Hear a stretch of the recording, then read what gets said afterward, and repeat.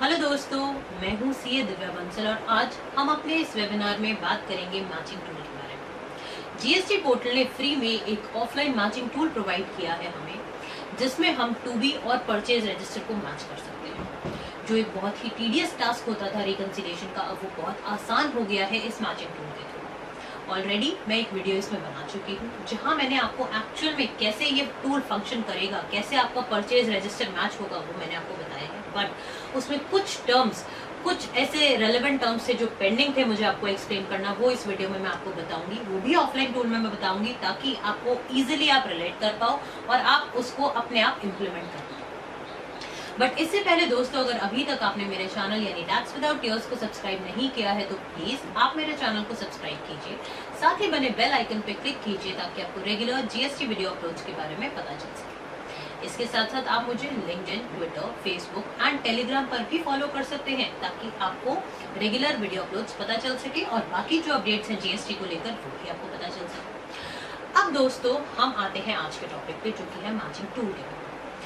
उम्मीद करती हूँ कि इस वीडियो को देखने से पहले आपने मेरी पुरानी वीडियो जो मैचिंग टूल पे मैंने निकाली थी वो आपने जरूर देखी होगी, जहां मैंने आपको मैचिंग करके बताई थी।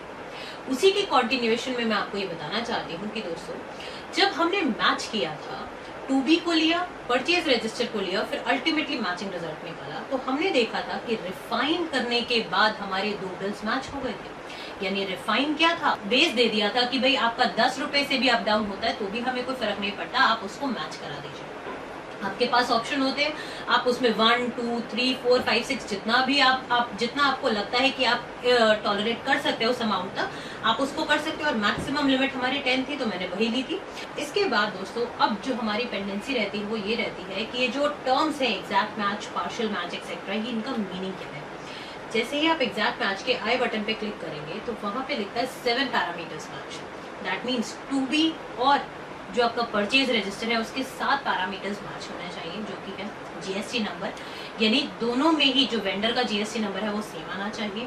सेकेंडली डॉक्यूमेंट टाइप, यानी टैक्स इनवॉइस है, डेबिट नोट है, क्रेडिट नोट है, वो मैच होना चाहिए। फिर आपका डॉक्यूमेंट नंबर, डॉक्यूमेंट की डेट, उसकी टैक्सेबल वैल्यू, उसमें जो टैक्स अमाउंट है और जो हेड वाइज टैक्स अमाउंट है, वो सारी चीजें मैच होनी चाहिए।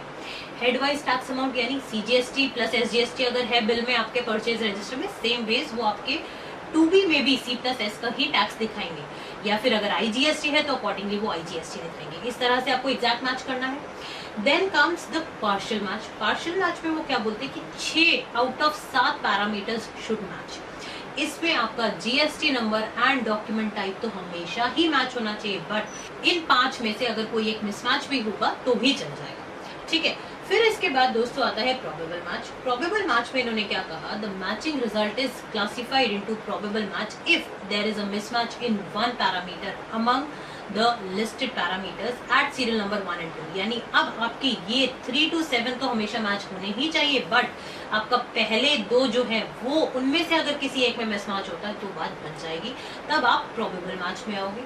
अपार्ट फ्रॉम दैट, अगर हम मिसमैच की बात करते हैं तो मिसमैच में दोस्तों 3 ऑप्शन आते हैं, या तो टोटली अनमैच है, या फिर ऐसा है जो आपके टू बी में है बट आपके परचेज रजिस्टर में नहीं है, या फिर आपके परचेज रजिस्टर में है बट आपके टू बी में नहीं है। इस तरह के सिनारियोज हो सकते हैं।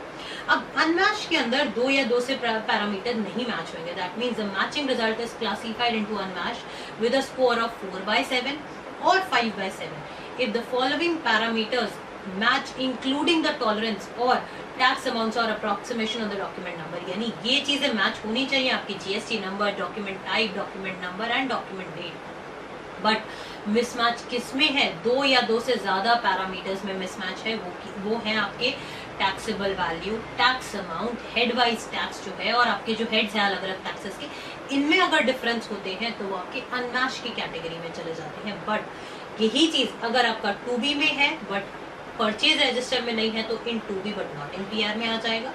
एंड सेम वेज अगर आपके पीआर में है बट टू बी में नहीं है तो अकॉर्डिंगली वो यहाँ पे मेंशन हो जाएगा। तो उम्मीद करती हूँ दोस्तों, अब जो बेसिक रेलेवेंट टर्म्स हैं आपके इस टूल की वो भी आपको क्लियर हुई होंगी, और आपने लास्ट वीडियो के थ्रू जो प्रैक्टिकल फंक्शनिंग है इस टूल की वो भी आपने समझी होगी। अगर आपको ये वीडियो अच्छी लगी है तो प्लीज आप इस वीडियो को डेफिनेटली शेयर कीजिए, ताकि बाकी लोगों को भी पता चल सके कि रिकंसिलिएशन करना कितना आसान हो गया है, और आप मेरे चैनल को सब्सक्राइब करना ना भूलें। फिर मिलेंगे दोस्तों दूसरे वीडियो में, तब तक के लिए धन्यवाद।